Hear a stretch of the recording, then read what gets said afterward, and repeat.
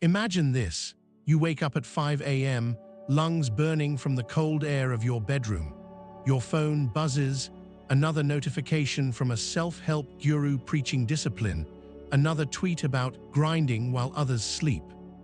You drag yourself to the mirror, repeat affirmations you don't believe, then force down a green smoothie that tastes like punishment. You meditate, journal, consume 3 podcasts on productivity before sunrise, and yet, somewhere between the bullet-pointed lists of habits of highly successful people and the relentless chase of optimization, you feel it, a hollowness. Not the kind that screams, but the kind that whispers late at night when the glow of your motivational screensaver fades. What if none of this is working? You've done everything right. You've hacked your sleep, your diet, your mindset. You've swallowed the promise that if you just wanted enough, work hard enough, believe enough, success will crystallize like some inevitable law of the universe. But here's the unsettling truth: it hasn't. And the more you fail, the more you're told you simply haven't consumed enough advice, haven't hustled hard enough, haven't transformed enough. The message is always the same: the problem is you. But what if the problem isn't you? What if the real lie isn't your effort, but the very premise of the advice you've been fed? Consider the paradox. Self-help is a $13 billion industry built on a single, intoxicating promise: follow these steps, and you'll unlock the life you deserve. Yet if the advice truly worked, wouldn't the industry collapse? Wouldn't people stop needing it? Instead, we gorge on more books, more courses, more life-changing secrets, only to find ourselves hungrier than before. Why? Because most self-help isn't designed to free you. It's designed to hook you. Think about it. How many times have you heard success leaves clues, only to discover the clues are vague, contradictory, or worse, just repackaged platitudes? How many times have you been sold the myth of the overnight transformation, while the gurus peddling it quietly admit their own success took decades, luck, or hidden advantages they'll never teach you? The deeper you dig, the clearer the illusion becomes. The industry thrives on 2 psychological traps. 1. The infinite loop of inadequacy: you're told you're broken, then sold the cure. But the cure is designed to keep you broken, to make you perpetually dependent on the next fix, the next upgrade, the next secret. 2. The cult of the individual: every failure is framed as a personal flaw, never a systemic one. Burnout: you didn't want it enough. Stuck in poverty: you lack the right mindset. It's a convenient lie that absolves the world of its chaos and pins all suffering on your inability to manifest your way out of it. But here's the question that should haunt you. What if the real path to change isn't about consuming more advice, but dismantling the very idea that you need it? What if the answer isn't another checklist, but a radical rejection of the premise that you are, or ever were, incomplete? This isn't just about self-help. This is about something far darker, far older, a cultural sickness that twists the human desire for growth into an endless treadmill of consumption and self-doubt. And the only way out is to see the trap for what it really is. The lie doesn't start with the gurus. It starts with something far more insidious: the human mind itself. Consider this: you are wired to seek answers, to crave certainty in a world that offers none. From the moment you first understood language, you were taught that problems have solutions, that effort yields reward, that if you just follow the right steps, life will unfold as promised. But what if this belief, this desperate, unshakable faith in formulas, is the very thing keeping you trapped? Friedrich Nietzsche once wrote, "Hope is the worst of evils, for it prolongs the torments of man." And nowhere is this more evident than in the self-help industry. It sells you hope wrapped in the language of control. Take charge of your destiny, master your mindset. But beneath the glossy packaging lies a brutal truth: life does not obey your will. The ancient Stoics knew this. Marcus Aurelius, in his private meditations, reminded himself daily, you have power over your mind, not outside events. Yet modern self-help inverts this wisdom, convincing you that if you think the right thoughts, feel the right emotions, do the right rituals, reality itself will bend to your desires.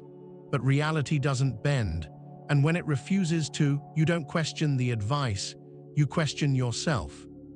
Carl Jung warned of the dangers of identification, the process by which we fuse our identity with external ideals. The self-help industry thrives on this. It tells you, you are not enough, yet you must become someone else to be worthy. Your current state is a problem to be fixed. This is not empowerment. It is psychological colonization, an invasion of your self-concept by external standards you did not choose. Jean-Paul Sartre saw this clearly. Hell is other people. Not because people are cruel, but because they reflect back to us the roles we feel forced to play. The self-help guru, the productivity hacker, the life coach, they all become the other whispering in your ear, you should be more, you are failing, buy my solution. And so, you internalize the crisis. You chase an idealized version of yourself that doesn't exist, and with each failure, the cycle deepens. Aldous Huxley, in Brave New World Revisited, observed, the most effective tyranny is not one that rules by force, but one that convinces its subjects they are free. This is the genius of the self-help lie. It convinces you that you are choosing growth when, in reality, you are consuming a product. Want happiness? Here's a 10-step program. Want success? Here's the morning routine of billionaires. Want meaning? Here's a spiritual bypass disguised as enlightenment. But true growth is not a product. It cannot be packaged, sold, or condensed into bullet points.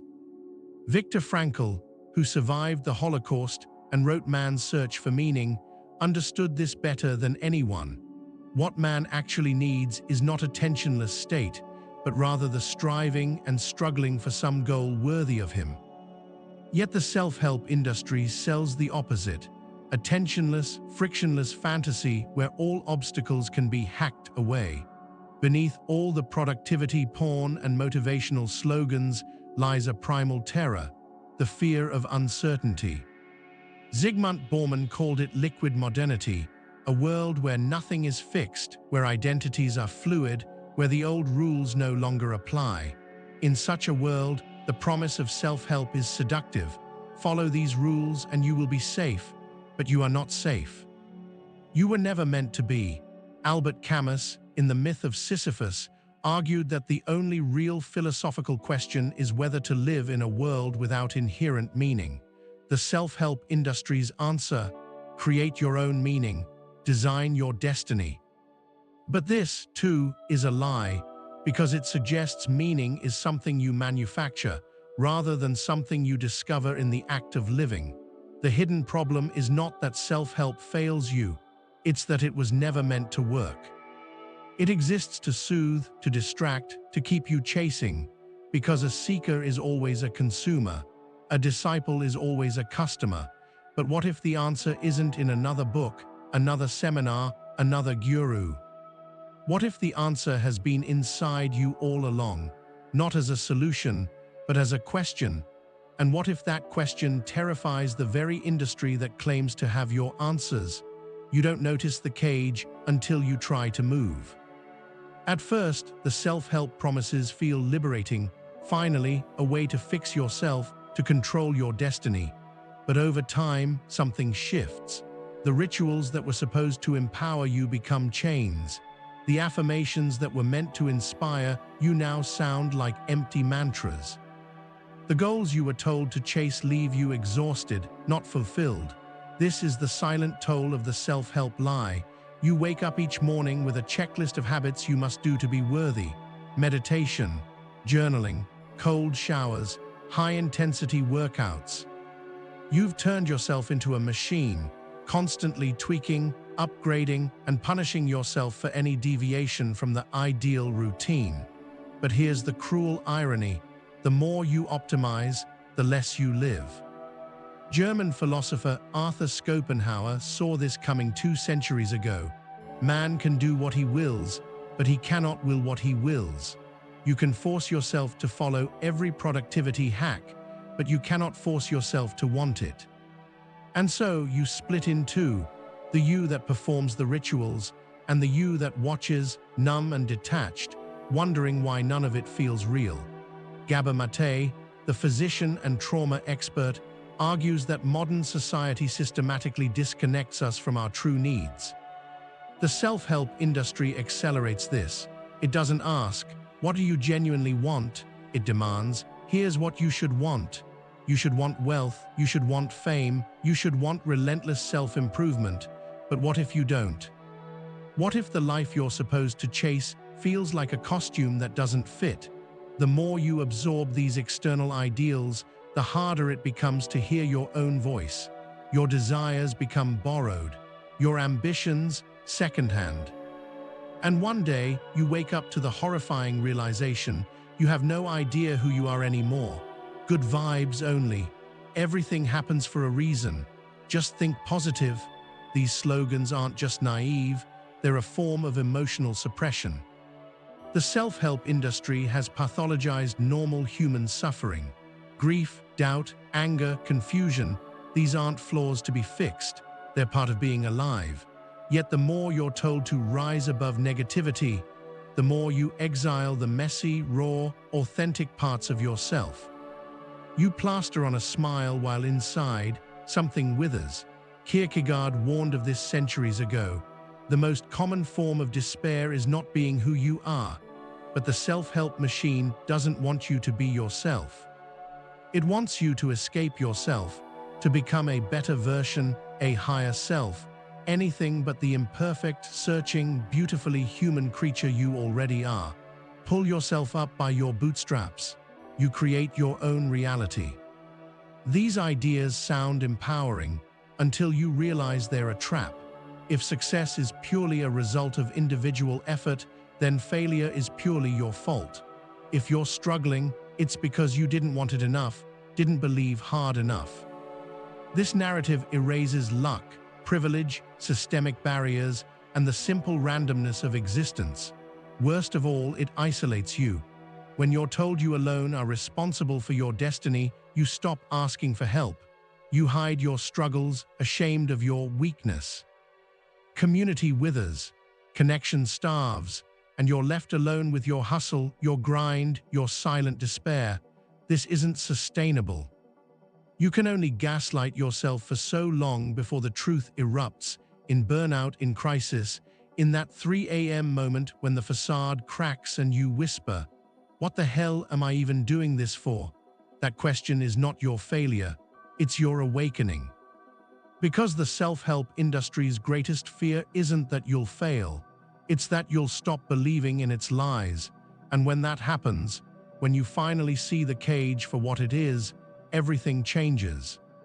The moment you realize the self-help game is rigged is the moment true liberation begins. But breaking free isn't about finding better advice. It's about dismantling the entire framework that made you a seeker in the first place. This isn't self-improvement. This is revolution. For years, you've outsourced your intuition to gurus, experts, and step-by-step systems. You've treated your own mind like a faulty machine in need of constant debugging. The first rebellion: stop. Nietzsche's warning cuts through the noise. Nobody is more inferior than those who insist on being equal. You've been sold the idea that you need to emulate others to succeed. But what if your flaws aren't obstacles?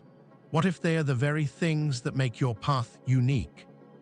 Try this experiment. For 1 week, ignore all advice. No productivity hacks, no morning routine mandates, no life-changing TED talks. Instead, ask yourself 2 questions. 1. What do I actually feel right now? 2. What would I do if no one was watching? This isn't laziness. This is reclaiming sovereignty over your own life. Poet John Keats coined a term that terrifies the self-help industry: negative capability, the ability to exist in uncertainty, mystery, and doubt without reaching for easy answers. Modern self-help is built on the opposite, certainty addiction. It promises that if you just follow these 5 steps, these 10 rules, these 100 habits, you'll unlock success. But life doesn't work like that. The rebellion lies in embracing the unknown. What if you stopped measuring your days by productivity metrics? What if you allowed yourself to be confused, to wander, to not have a plan? What if the goal isn't to fix yourself, but to experience yourself? This is the antithesis of self-help and the beginning of real growth. The self-help industry preaches discipline, willpower, and relentless effort. But what if the secret isn't forcing yourself to act, but removing the barriers to action? Psychologist Carl Rogers discovered this decades ago. People don't need to be motivated, they need to be unblocked. Your lack of drive isn't a personal failing, it's a signal.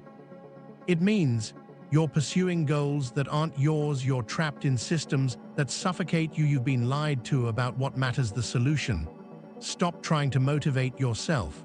Start listening to your resistance. Every system of control relies on one thing: your compliance.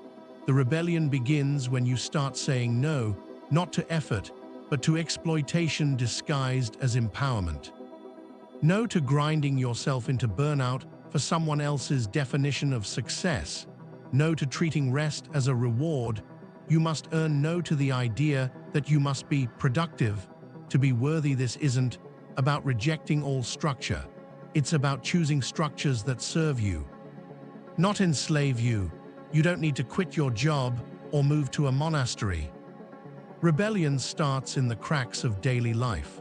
Sleeping in when your body needs it, deleting productivity apps that turn your life into a spreadsheet, allowing a dream to die because it was never yours to begin with. These acts seem small, but they are revolutionary because they prove you're no longer chasing validation through suffering. There's one last lie to dismantle, the most dangerous of all. It's the belief that after all this work, after all this rebellion, you'll finally arrive at some perfect state of being. But here's the secret no guru will tell you: there is no destination. The freedom you seek isn't in some future version of yourself. It's in the messy, uncertain, gloriously imperfect present, exactly as you are right now. And that realization changes everything. There's a moment, if you're lucky, when the search ends. Not because you've found all the answers, but because you finally understand. The search itself was the distraction. This is the ultimate truth the self-help industry can't sell you. From childhood, you were taught that you needed fixing: better grades, better manners, better habits. The self-help industry simply monetized this conditioning, convincing you that adulthood would be a never-ending project of self-optimization. But what if the premise was wrong all along? Viktor Frankl's words cut to the core: don't aim at success. The more you aim at it and make it a target, the more you are going to miss it. The truth is simple yet radical: you are already whole. Not because you've reached some ideal state, but because wholeness was never something to be acquired.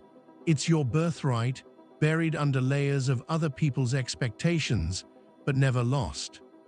Here's the realization that unravels the entire self-help paradigm: the more you try to improve yourself, the further you get from yourself. Eastern philosophies have understood this for millennia. Taoism calls it wu-wei, action through non-action. Zen masters speak of beginner's mind, approaching life without the filter of what you should be. This isn't passivity, it's alignment, the state where effort disappears because you're no longer fighting against your own nature. The self-help industry survives by keeping you addicted to your future self, the better, richer, more enlightened version of you that's always just out of reach. But consider, how many present moments have you sacrificed to this imaginary person? How much joy have you postponed because you weren't there yet? What if the future self is the ultimate con, a ghost that keeps you running in circles? Albert Camus offered the antidote: Real generosity toward the future lies in giving all to the present. This is the final rebellion. Stop living for the person you might become. Start being the person you are. Before the gurus, before the hustle culture, before you learn to measure your worth in achievements, there was you. The child who didn't need a reason to play, didn't demand productivity to enjoy a day, didn't confuse being with doing. This isn't about regression. It's about remembering, recovering that innate sense of aliveness that existed before you were told you needed fixing. After all the books, the seminars, the motivational quotes, after all the effort to become someone else, one question remains. What if the life you've been seeking was here all along, hidden not in some future achievement, but in the ordinary moments you've been rushing past? This isn't just a thought, it's an invitation to stop chasing, to start living, to finally come home to yourself.